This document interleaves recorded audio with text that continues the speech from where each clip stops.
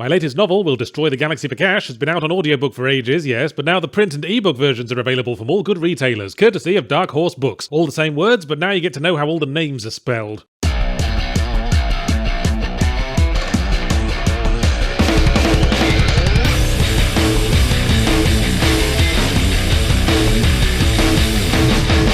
Yakuza like a dragon probably shouldn't be read as a complete sentence. Don't Yakuza like a dragon. Dragons aren't very good at Yakuza-ing. They intimidate easily enough, but their terrifying claws are bad at holding the protection money. No, this is actually the second game of an emerging trend where the Western and Japanese titles for a Japanese franchise are combined into one title. See also Resident Evil 7 Biohazard, possibly part of a cunning ploy to claim dual citizenship after Western society collapses. Anyway, Like a Dragon is part of the potentially ill-advised continuation of the Yakuza franchise after the stepping down of its lead character, Kazuma Kiryu, the man with a face like a granite paving slab and about the same durability. As was Judgment, but where Judgment failed because the main character was a size 10 twat in size 9 jeans, Like a Dragon succeeds by making the main character a somehow even bigger twat, but in a lovable way, importantly, not in a gels his hair into spikes and dates high schoolers way. Our subject is Ichiban Kasuga, a Yakuza enforcer who was recruited on opposite day and spends most of their time handing out free money to people and beating the snot out of other professional criminals for committing crimes. But fate turns on Ichiban when he has to take the rap for a shooting to preserve his mentor-stroke-father figure's honor and returns to Kamurocho after a long prison sentence to get to the bottom of his betrayal. Now wait just a minute, Yahtzee moustache-contaminating Croshaw. Wasn't Kazuma Kiryu in the first game also an opposite-day Yakuza, who also took the rap for a shooting to preserve someone's honor, and also returned after a long prison sentence to etc.? Yes, and believe me, I had no small amount of concern for Yakuza Like a Rolling Stone before I started. The story seemed to be treading enough old ground to irritate all the world's archaeologists, and then there was the reveal that it was going to have turn-based combat. And if there's any franchise where the combat has never needed any drastic fixes, it's Yakuza. The games that routinely cut from grown men making understated threats to each other with very serious faces, to those same grown men twatting the absolute three-bean salad out of each other with benches, traffic cones, and passing old ladies. But then I played the game and my doubts were put to rest. I mean, the main story is definitely treading old ground, but then most Yakuza main stories do. Mysterious betrayal, hero comes to the aid of victimized innocent, discovers sinister scheme to take over Japan, orchestrated by evil men in suits, strong themes of fatherhood and brotherhood, and then everyone takes their shirts off and twats each other with benches. That's every Yakuza game. But the main plot is rarely the interesting part, and that aspect of Yakuza Like a G6 takes a back seat just a short 8 or 9 hours into the game when the prologue finally ends, and Ichiban finds himself cast out of Kamurocho and homeless on the streets of Yokohama. From there, the established plot is forgotten for a huge chunk of the runtime, and we become a sort of rags to riches story as Ichiban gathers a party of fellow deadbeats to do odd jobs that somehow all end up connecting to one of the local crime gangs. They can't fucking sell Girl Scout cookies door to door without it turning out that a rival troop are in deep with Colombian drug cartels. And while Ichibum is an ass-kicking Yakuza who wears disco suits, he's got a character of his own distinct from Kazuma Kiryu, mainly because he doesn't emote like a print of American Gothic glued to a cast iron fridge. He's excitable, he's optimistic, he's a goofball, he's likeable enough to pull you along on his journey, and the turn-based combat works because it's tied to his characterization as a fantasist imagining himself as a Dragon's Quest hero. Oh, Like a Dragon, I just got that. Combat also has enough of that Persona 5 energy about it to keep the pace up. It also reminds me of Earthbound for some reason, possibly from the way I can dress my homeless friend like a chef and tell him to twat people with a frying pan. But while stylish, the combat feels a bit mechanically lacking. Strategy only really comes into play when using abilities that hit multiple grouped together enemies, and every participant of the fight is constantly shifting randomly around like crabs busting for a piss. So after you select a dude to be the center of your breakdancer's windmill attack, by the time your dude runs up to that dude, chances are good all the other dudes around him will have fucked off to do a little window shopping. And I'd say the combat is definitely wearing out its welcome when you're still being constantly pulled into random fights on the streets of Yokohama with low-level dudes, long past the point that they can be dispatched in one punch or half an expertly timed fart. On the whole, though, it does its job of pasting all the bits together. It's not quite engaging enough to make me want to do the dungeon-crawling side activity, but I was never one of the kids who liked eating paste. In the usual way of Yakuza games, it's the side stuff that's the real tea and biscuits. I mean, just to repeat myself, fuck the critical path. The critical path is the place where we occasionally have to stand in a room for 10 minutes while an old man in a suit verbally explains the plot. Let's just assume it ends with someone taking their shirt off and getting punched on a rooftop and get back to sniffing out those mini-games and side activities. Don't worry, once the 9-hour prologue is over, it only takes roughly 7 or 8 more decades to unlock them all. It's a strong showing across the board. There are a couple of driving mini-games in case Ichiban gets bored of Dragon Quest and wants to plug in Mario Kart for a bit. There's a creative little mini-game centered around Ichiban struggling to stay awake while watching a movie that made me laugh, and which this time of year a lot of you young people might call Mood AF. But the most elaborate side activity is the business management sim. At one point, Ichiban becomes the president of a corporation because someone looks at your unemployed homeless ex-Yakuza protagonist and says, "This person seems trustworthy and good with money," and must manage the funding and staff placement of several businesses day to day. I found it weirdly absorbing. It's dynamic, it's goal-oriented, it's got a little 8-bit sprite of Ichiban running along symbolically collecting money. I did fail the shareholders meeting minigame at first because the mechanics are very poorly explained, but I'm mainly bringing that up just because I love the phrase shareholders meeting minigame. For me, Yakuza Like You Know is a thumbs thumbs up. I thought the series was pretty thoroughly wrung out, but with a likeable protagonist and a bit more of a lean into the usual wackiness, it has successfully charmed the nurses into keeping the life support machine plugged in. Every Yakuza game is basically a loose box of disconnected toys, but for the record, this is a particularly nice box with some choice toys, like Legos and Masters of the Universe and none of your Tickle Me Elmo dog shit.